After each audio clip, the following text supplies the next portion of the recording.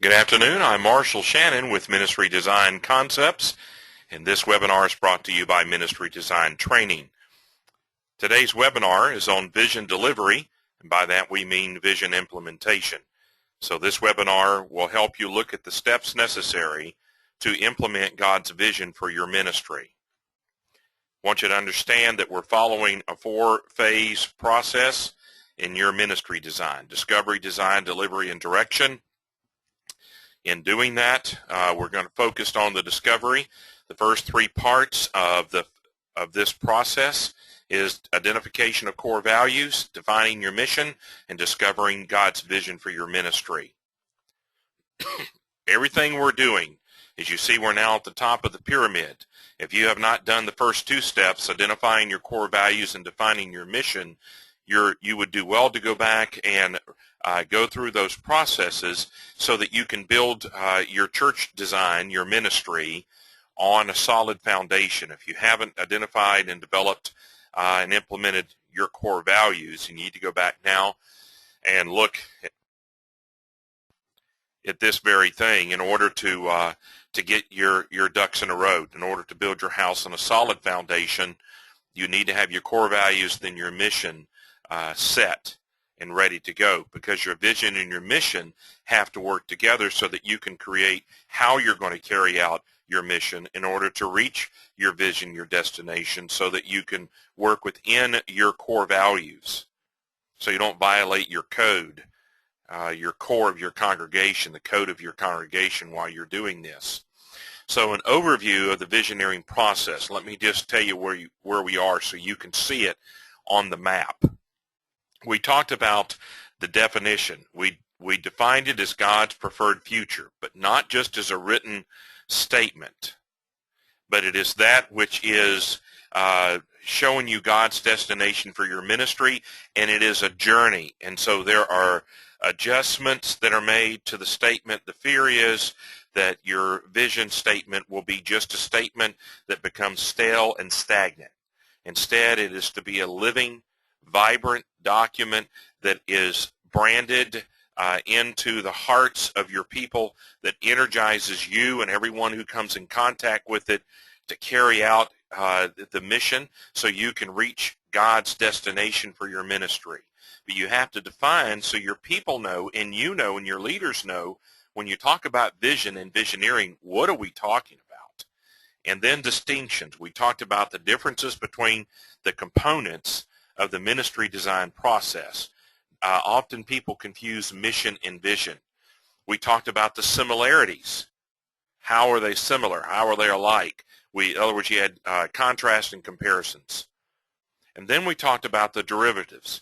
What are you going to get if you go through the visioneering process? You're going to have to convince your leaders and your congregation and anyone who would be involved in going through the visioneering process that it's important and that there are going to be benefits and rewards. And then someone's got to direct it. So you're going to have a leader, I believe, and then leaders. So you have a leader who is leading the leaders. Someone's got to direct the process and know the pathway and be able to navigate their ministry, their church, their congregation through the visioneering process. Next, you have the discovery phase. Now, as we stated before, you're going to identify and discern what is God's vision for your ministry. Some guys get it directly. There are examples in Scripture, such as Nehemiah, who says in Nehemiah 2:12 that God put the thought in his head directly. Moses, who had a burning bush, God talked to him using the burning bush. Direct communication from God, from his person to you, from his heart to your heart, from his head to your head. And then another way that it happens is indirectly. And we've talked about probably 90% of leaders, and I'm guessing at that, receive and discern God's vision for their ministry indirectly. So we talked about the idea of conception and development of the embryo and birthing of a vision, to show how an idea that when your heart and mind is fertile and God places an idea there through something you read, someone you spoke to, some experience that you had, that seed thought implants in your fertile mind that is hungry to determine what is God's will for your ministry. And it grows into an embryo of an idea that develops into a full-blown developed vision that can be birthed and then developed into maturity. So it's not just birth, it is matured, and you're going to create your statement that communicates it. You're going to care for the new vision as a newborn baby, and you're going to develop and mature it. So we've broken it down this way to you, and then eventually you're going to have to distribute it. You're going to have to communicate it by casting your vision. You want to use vivid language that paints a portrait that everyone can see. We talked about using a travel brochure that is a pictorial that shows in vivid color, or even a video that shows action, sound, and uses the 5 senses for people to be able to see and catch an image and understand, and it moves them. Use that instead of just written directions to where you're going, your destination, so that you can understand it. I use the words of Moses in Deuteronomy 8, verses 7 through 10, where God described Canaan, the promised land, to Moses and to the Israelites as a good land full of brooks and water, fountains and springs. They were flowing in the valleys and the hills. Wheat and barley were in abundance, fig trees, pomegranates, olive trees, and honey. Food without scarcity, abundance, lacking nothing, even precious metals. He mentions copper, I believe, in the text. So blessings were awaiting their arrival, benefits and rewards. And he painted a picture for them from the things that they understood and knew and longed for as slaves in Egypt.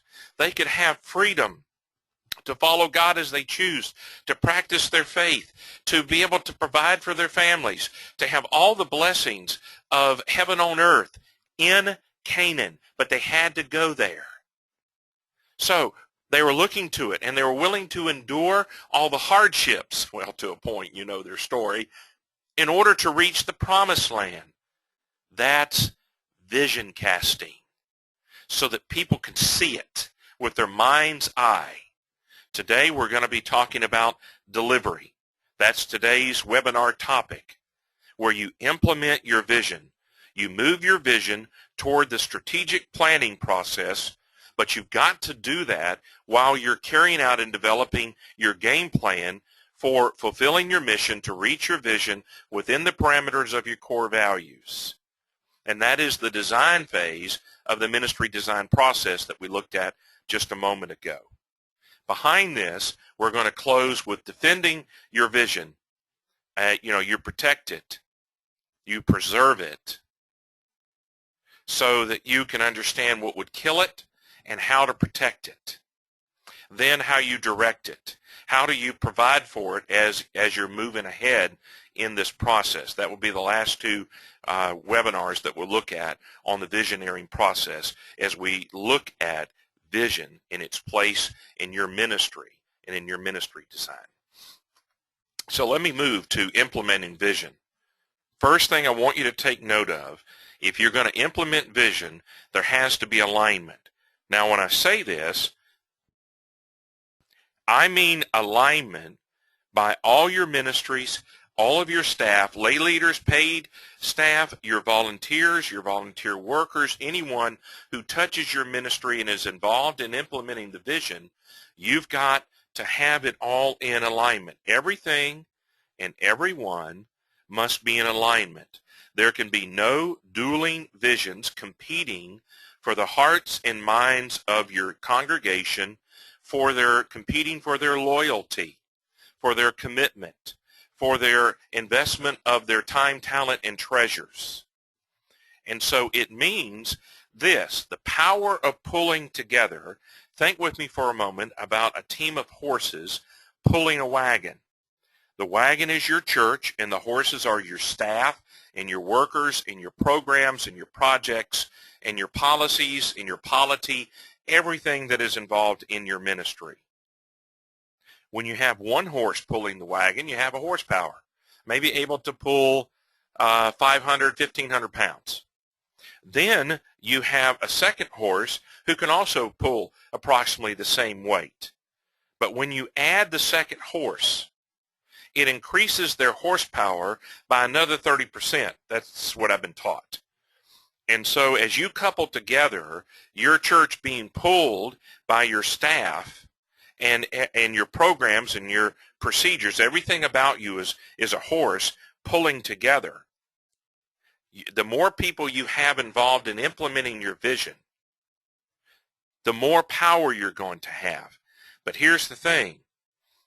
Everybody's got to pull together in the same direction with the same destination. So they've got to be going to the same place. They've got to get there through the same route. If you fly much like I have, I leave Greenville or Charlotte, have to go through Atlanta or through Dulles or through someplace to get to where I want to go. Well, you've got different routes to get to different destinations. You can get there by going different ways. Think MapQuest that gives you one or two or three options.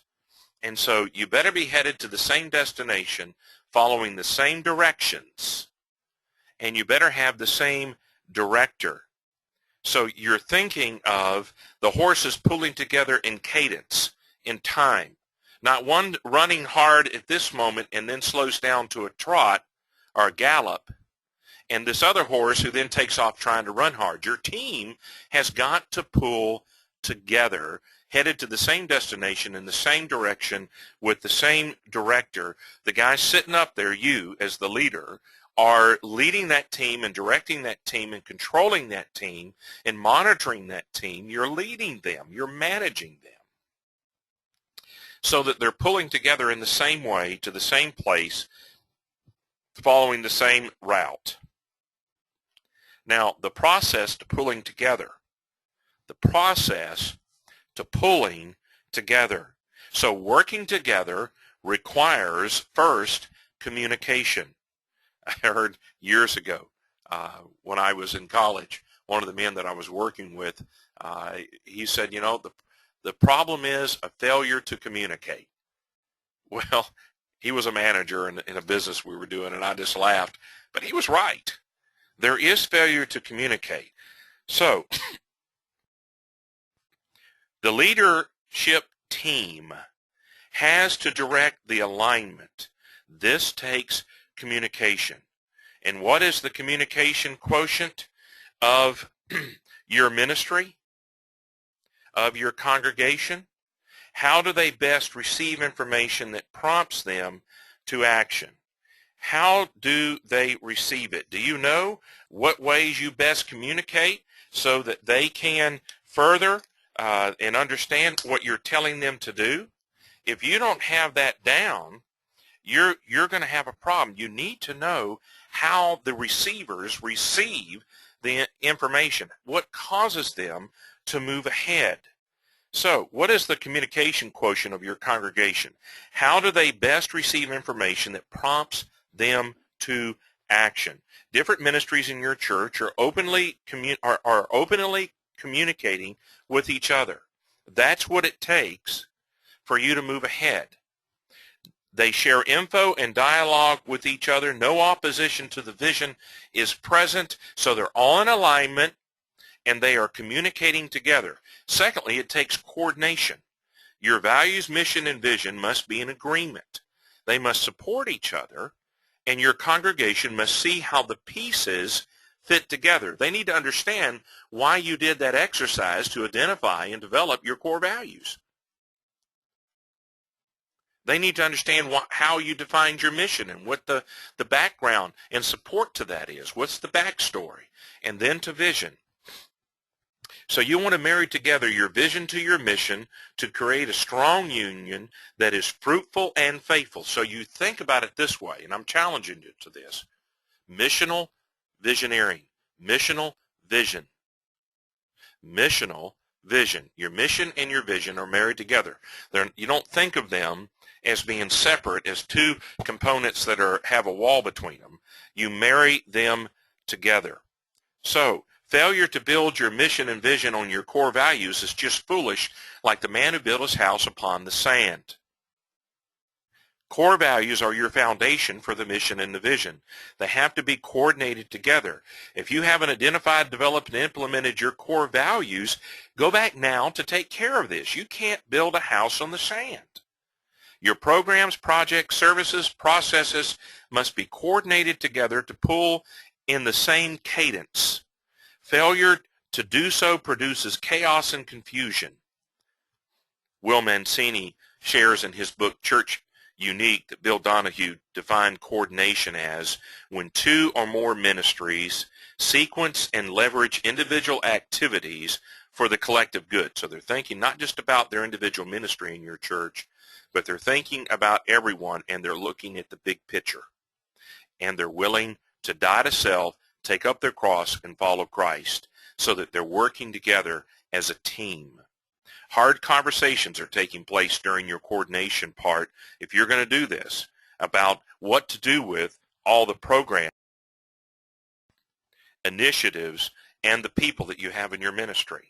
It's cleaning up the clutter like spring cleaning. That's what coordination does. So the process to pulling together requires communication and coordination. Thirdly, it requires collaboration.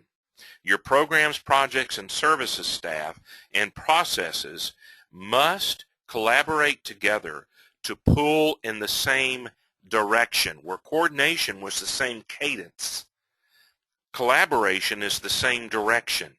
Your game plan, how you are doing your ministry, must match your vision, where you are going, and your mission, what you are doing, and never be in conflict or violation with your core values. So you are communicating, coordinating, and collaborating your vision together and all of its component in your ministry design so that you can accomplish what God has called you to accomplish as a ministry.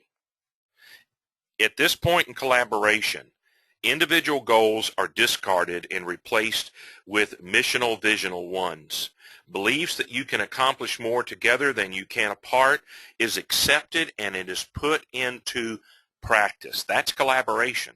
They forget about themselves and serve each other for the common good. Now let me say to you, the proceeds of misalignment. If your ministry is not in alignment, what is going to happen to you? Confusion. Think back to the horses in the wagon. If you tied a horses up to both ends of the wagon and had the horses pull each other in opposite directions, the net result is zero movement. But then you're going to have confusion, because what are we doing here? Then if you were to tie horses on the sides of the wagon, pulling it sideways, both sideways, so now they're pulling east, west, north, south. You can obviously see that you're going to have confusion and you're going to have chaos. You're going to have chaos. It's going to create, the result of confusion is chaos. Then you're going to find that they conk out. They conk out. They wear themselves out, and they have accomplished nothing, all because you did not get everything in alignment, every person and every part of your ministry in alignment. They're going to conk out, which is going to bring about collapse.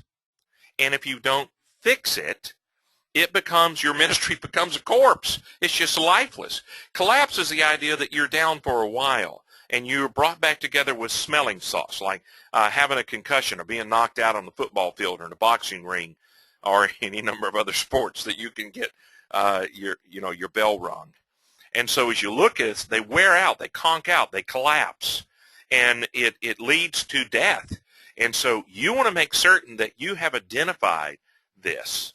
As you go through this, you better be asking God for wisdom, James 1:5, so you'll know how to make the right decision, his mind on the matter, through each step of this process. Then there's something else that goes along with alignment, and that is attunement. Attunement is heart agreement. Head, heart, and hand agreement. But it's dealing with agreement, where alignment is looking at everyone in every part of your people and programs and the mechanics and everything that you're doing as a ministry. Now we're dealing with individual heart agreement with God's vision, that you have decided this is God's vision. You're casting it, and now you're implementing it so that people will take ownership of it. And so let me tell you, the power of attunement, where everyone is in agreement in their heart, which is a part of accepting it mentally and emotionally, and then with their service, their hands show that they are in agreement with what you're doing. Now, there are 4 categories of attunement in every congregation. This comes from Will Mancini, and he talks about it in his book, Church Unique. The first one are stowaways. He uses the idea of a ship. And so stowaway, these are people who don't know or agree with your vision and don't want to contribute. So they're there. They either haven't bothered to listen, or they don't have attunement. And they don't want to contribute. They're just going to, instead of being a horse, they're a mule. They're just going to sit down on their backsides and sit there, and you could move them, with a dump truck pulling them. And if you've ever worked with animals, you probably know what I'm saying. They're there and they're staying. So that's how he describes the stowaways on your ministry as you are moving toward your destination. They're stowaways on the ship. They don't want to contribute. They're dead weight. Then you have passengers. Passengers are people who know and agree with the vision, and they don't want to contribute. Have you ever been on a cruise? I've been on a cruise. I've gone shrimping on a small boat and fishing. But in shrimping, you're casting the net. The whole crew has to work together.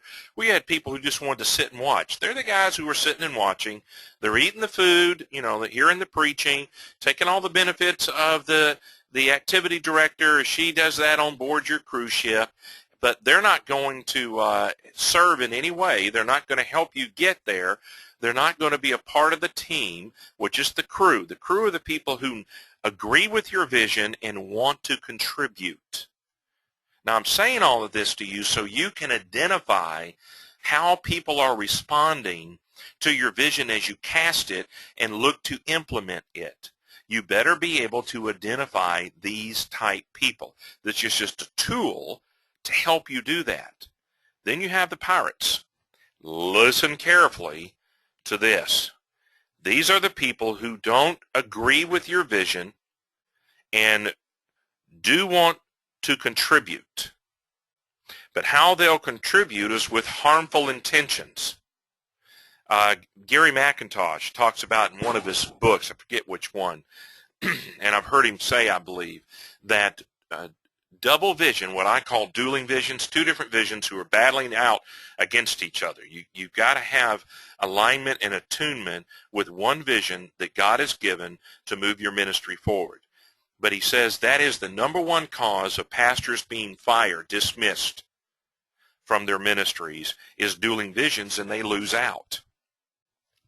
So you had better identify who are the stowaways, who are the passengers, who's going to be your crew, and who the pirates are.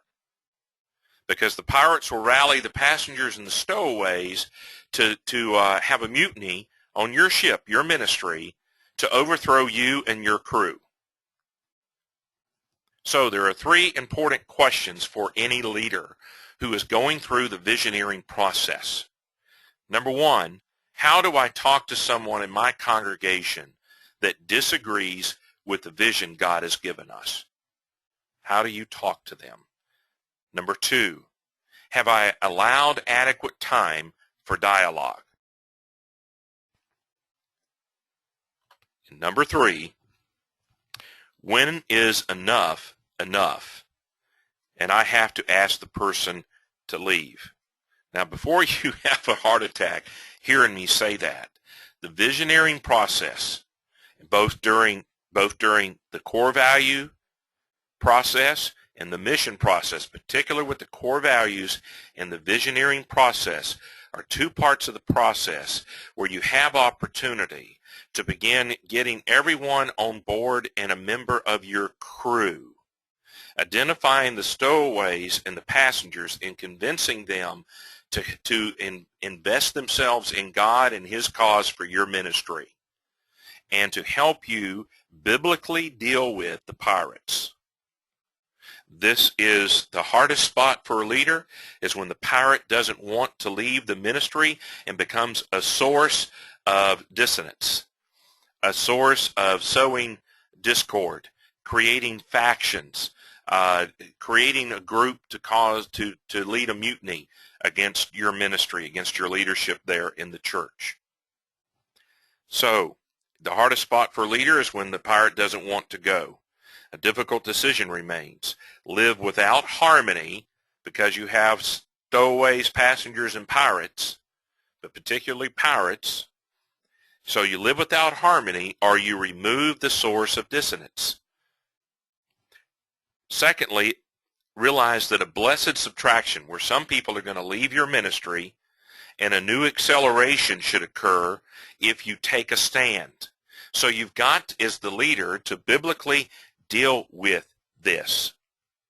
So real community lives with a clearly defined cause that all members pursue with reckless abandonment. In his book, Winning on Purpose, John Edmund Kaiser says that every game has an object and rules that you play by, and then performance, a game plan to compete, to measure who wins and loses. So those three things. Well, you've got to look at this, and what you're saying is, here's our object, here's the purpose of church, here's what we're called to do, it's our mission. Here's where we're headed, it's our vision, our destination. And here's how we're going to get here, this is our game plan. So there are rules that you play by, the scriptures and your own code, the very core of who you are, your values.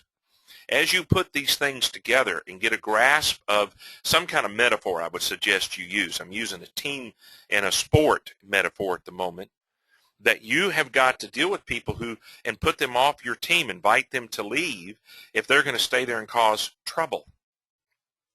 It's a whole nother discussion to deal with how to do that. But you do need to follow Scripture. You do need to follow the protocol of your Constitution and your parliamentary procedure and your local, state, and federal laws. You have to follow the authority put over you, those that you've put yourself under, to be able to do this. So if you're going to have a real visioneering community that is going to live within a defined cause, that all members pursue with reckless abandonment, is what Will Mancini says. Now, question. What will it take for you to get there? Either, and I'm saying this, either put up or shut up. Stay the course and finish your visioneering in your ministry design process, or you can quit at some point in the process along the way. So you will either suffer for a short time in dealing with this issue that is before you on the screen, or you're going to suffer with it for a long time because you didn't act biblically, led by the Holy Spirit and the wisdom of counselors to help you navigate your way through this. Failure to follow through with this step means you're going to have suffering for a long time, and you're not going to taste harmony and unity and oneness as a church. You've got a divided ship. Yeah, you're out in the ocean. You're just going in circles or going from one port to the other with no final destination in place, waiting for a mutiny to deal with you, and all along souls are headed where? We better get out and pull the trigger and make the hard decisions to unify our congregation around God's discovered vision. This may mean losing people to grow. You may have already had a losing time during your core values discovery and development. If not, you'll probably have one now, because not everyone is going to agree with the vision that God gives you as a pastor and as your lay leaders and your pastoral staff, if you have one. The reasoning is this: a team of any kind can't win if everyone is not playing together. There has to be harmony. You can't have someone, and use a football analogy, you can't have an offensive lineman who lets the defensive guy just step by him when the ball is hiked. everybody's got to be committed, pardon the expression, but to the death. Committed to this, to die to self, take up their cross, and follow Christ. And that's where you're leading them. And the way that you're doing this is through a process where they can see where you're going and why you're doing it and what the end results will be when you get there. So there are some action steps that I believe you ought to follow to implement your vision. The first one is design a team. Design a team. So, pastor, be your ministry's architect, engineer. You're going to design a team. You can use a team of your key people to help you design the team. An architect has engineers and draftsmen and interns and associates who help him design your church buildings. You too can do that. So here is this for you. Number one, structure your team. This means an organizational chart. An organizational chart shows the line of authority, who answers to who, when and how. So you want to structure your team with an organizational chart. Number two, you want to structure your team with an operational manual where you have developed the processes and procedures and policies and personnel, the chain of command, your communication processes, your expectations, the goals and objectives. If you have a question about how to do this, let me suggest you get a hold of my organizational webinar on developing a ministry that will give you the components and the questions to ask so you can organize and create an organizational manual, an operational manual, so that you can design your team. But you first must structure it. How do you know who to select if you don't have a structure? Secondly, you've got to look at the servants. You want to recruit people that get the vision that God has given you and have the capabilities needed to help you implement the vision. So you're going to vet them. So let me ask you some questions with this. Do their personal values line up with the church's? Number two, are they ego-free? At least ego-free enough that they are going to die to self, take up their cross, and follow Christ, and they realize that as a servant, they've been bought with the price of the shed blood of Christ. They no longer belong to themselves.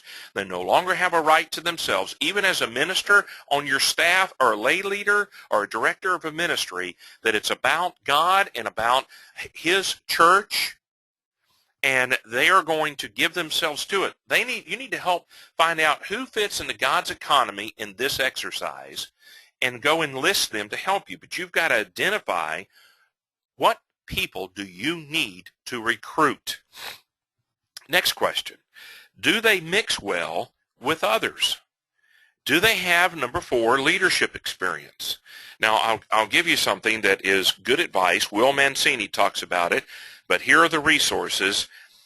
You've got to really decide, are you going to hire the people or invest the people? You're not really hiring them, but you're recruiting them, unless you're hiring staff to help you implement it. Are you going to generate progress or order by hiring an individual? So if you're going to hire them for progress, that's moving it forward, leadership, energy to move forward. You are going to use one source is APEPT,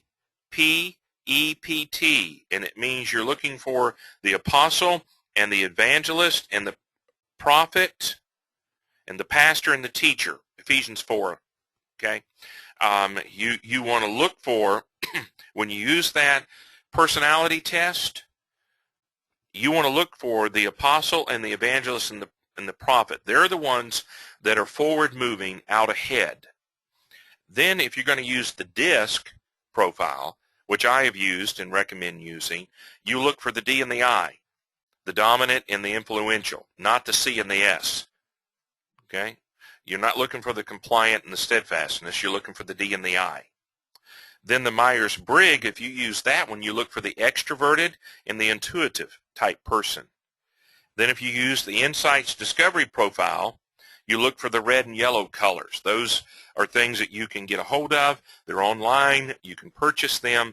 You can test people that you are considering using, and you're trying to identify who in the world has God made them in the womb, and how have they developed the nature, as how they nurtured it. So where are they in who God has put them together? You're trying to make certain that you understand who you need and how to do it. So let me give you another good bit of information. Aubrey Malphurs, in his book, Developing a Vision for Your Ministry in the 21st Century, he talks about leadership skills versus management skills. And he refers to or quotes John Cotter about the difference. And here's the difference, according to John Cotter in Aubrey's book. Leadership is about coping with change. Management is about coping with complexity. Both are needed to keep the ship afloat. So, if you're going to look for a person who leads progress, you're going to be looking for a person who would be of spiritual gifts given to us by Christ, apostle, evangelist, prophetic, dominant, and influential, extroverted, and intuitive. And if you're going to use the Insights Discovery personal profile, you'd use the red and yellow colors that come out of their test. If you're looking for them to be involved in the order of your implementation, keeping order, not progress, but maintaining. Okay? You're going to look for the pastors and teachers, the S and the C, steadfast and compliant, introvert and sensing, with their 5 senses, the blue and the green out of the Insights. So you've got to decide, are they going to take part in helping you cope with the changes that need to happen, or cope with the complexity? All right, leadership and management.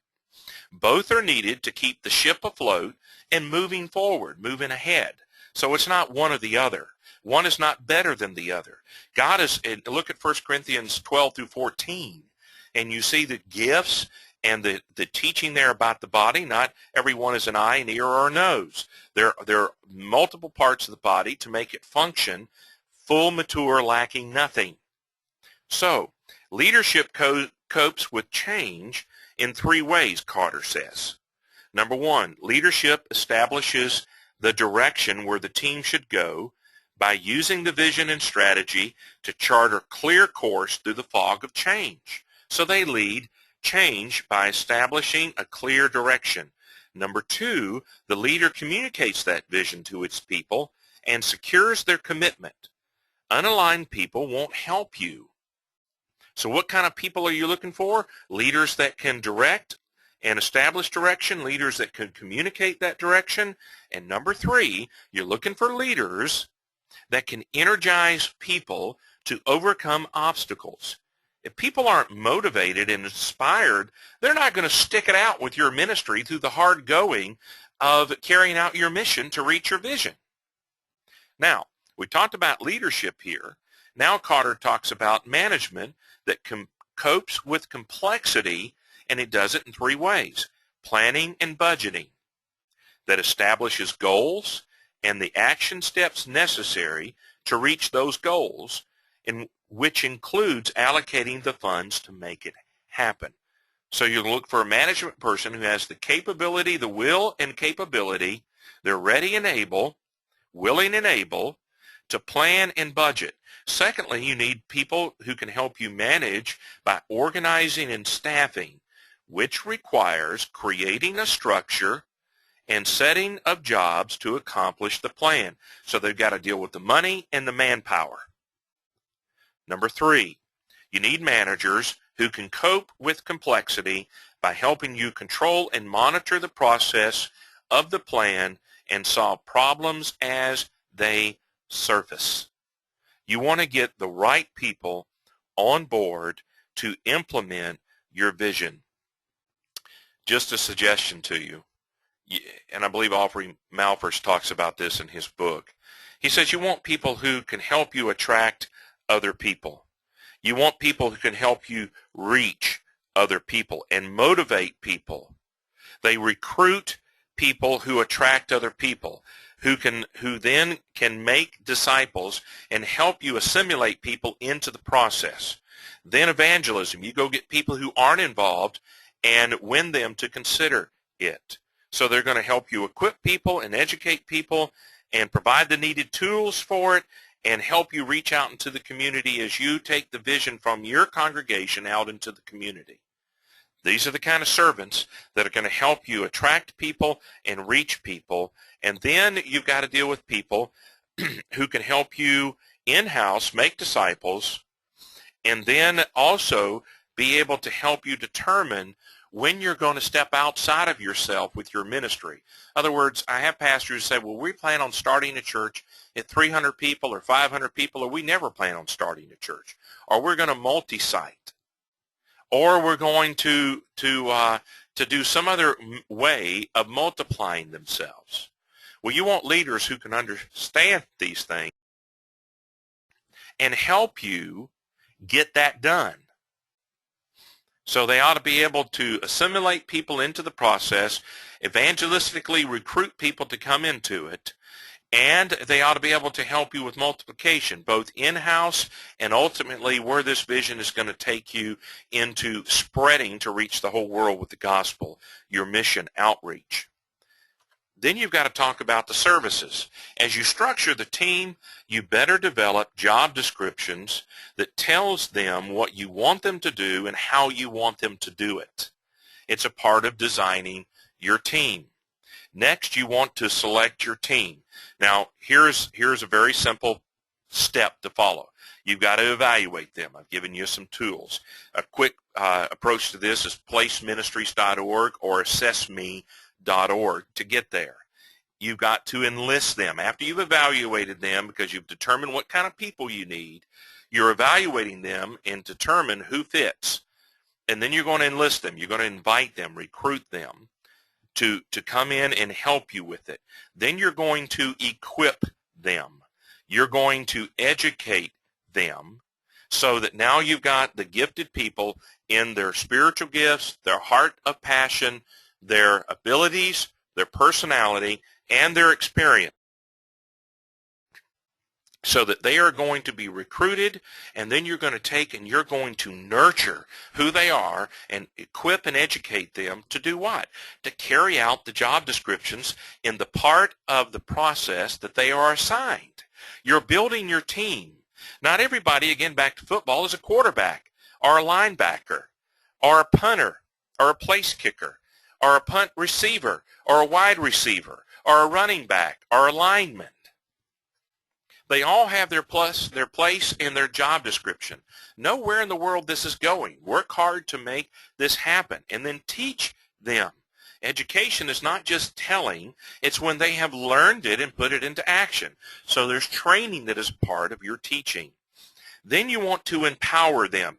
Somebody has got to give them the authority to carry out their duties. You've got to support them along with empowering them. So when you engage them, you encourage them, you've authorized them to carry it out. And so you're monitoring them and supervising them and leading them and managing them so the team is going to successfully implement the vision. Guys, if this were easy, everybody would have been doing it. But that is not the case. 85% of our churches are either plateaued or in decline. The last and only report I saw about how churches are growing is that in 2002, and I believe in Rev magazine, they ran an article where research had been done and said that only 3% of the churches in North America were growing by new births, by conversion. When you pull the biological conversions out of that, meaning the membership's children, who have been looked at as cultural Christians. They have been reared in the church. They follow after their parents' faith and ask Christ to save them. I'm not questioning the sincerity of their conversions. I'm telling you, when you pull that out, where does that 3% shrink to? 2%, 1.5%, 1%? I don't know, but stop and look at your conversion rate and who came to Christ in the last 5 to 10 years in your ministry there, and start counting them to see where and who ended up coming in and staying in and growing and maturing and becoming a disciple maker themselves? What is the origin of those people? Or was your growth in membership due to transfer of membership by somebody else? You were shifting sheep. One of my old preacher friends called me a sheep thief. He said, I was taking his people, which he was a good friend. I wasn't. But as you look at this, you've got to build a team next. In building your team, you've got to build challenge. The vision has to be larger than themselves. It has to be God-sized, so they realize they can't conquer it without God. That becomes exciting for them and exciting for me when I know I'm going to get to see God work. When our sons were little guys, I used to take them to an activity once a year for 3 or 4 years in a row, and my wife and I were involved in this ministry. And it was a one-day event where the gospel was preached out in the countryside on a farm, and they had all kinds of rides and like a carnival activity, like a farm fest type thing where you bring in inflatables and carnival atmosphere with games and competitions, and then you had a big tent and preaching. But I wanted our sons to see people coming to Christ on the hillside, where at the invitation, where we'd bring in an evangelist and we'd have young people, teenagers, is who the target audience was, would be responding, and we would bring lost kids by the busload in there. And in doing that, my sons would get to see these kids coming to Christ. And another teenager or a youth worker or a senior pastor or a mom or a dad sitting on the grass on a hillside or in one of the chairs grouped together in circle underneath the tent, leading these kids to Christ. You want to build a challenge that is beyond itself. One of my friends pastored a church out west that has a ministry to a military base where they have their boot camp, and they are allowed to bring in the soldiers so far into the boot camp. And I had the privilege of going, and I was talking to them about building new facilities, but I got to take part in this service where they brought in 500, 600 soldiers, 18 to 22 years of age in boot camp, been away from their parents maybe for the first time, and on and on. And I got to sit in the choir loft with 4 soldiers around me, guys younger than my own sons, and lead them to Christ. It was a glorious thing, and I caught a vision for what can happen as you understand God's vision for your ministry, to see people come to Christ in groups by a concerted effort that is in alignment and attunement and a team that has been assembled so that you can move forward. But you better build a challenge in the hearts and minds of these people. Secondly, you better build commitment. So that they take ownership of the vision. You better build community. Community means that you're going to develop lifelong relationships centered in the common cause of God's vision for your ministry.